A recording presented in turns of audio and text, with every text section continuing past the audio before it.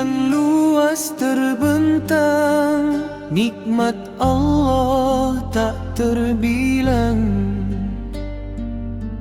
Namun pandangan mata sering terpedaya, makanan berlimpah, kita lupa makna. Tumpukan nasi berakhir di tong sampah, sementara saudara menahan lapar dan susah. Angka berbicara, fakir persen lebih, sisa makanan jadi sampah setiap hari. Wahai jiwa, ingatlah sahabat di kandang. Batu di perut menahan lapar yang amat sangat. Abu Hurairah pingsan berkali-kali karena tak ada makanan mengisi hari. Rasulullah pun mengikat batu di perutnya, mengajarkan kita makna syukur yang nyata.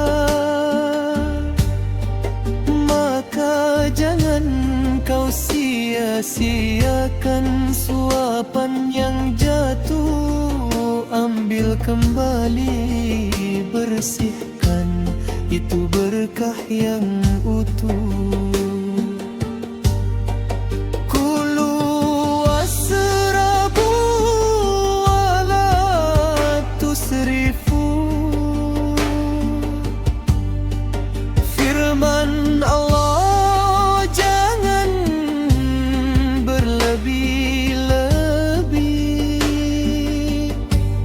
Israf itu tak disukai Ilahi, membuang makanan menghina pemberian yang maha tinggi. Imam Nawawi, wali yang zuhud, makan sekali sehari, sederhana dan bersahut.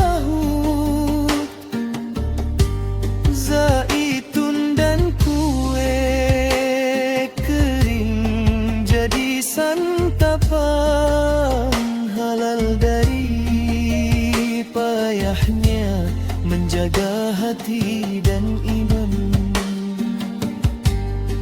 Sunan Kalijaga mengajar caos dahar, berbagi makanan walau hanya luleh bakar. Ikan asin petek penuh filosofi, keberkahan hadir saat berbagi di setiap hari. Maka renungkanlah wahai hamba Tuhan, sampah pangan bukan sekadar tumpukan. Gas metana merusak bumi pertiwi, akhlak dan sosial pun ikut mati. Mari kita mulai dari diri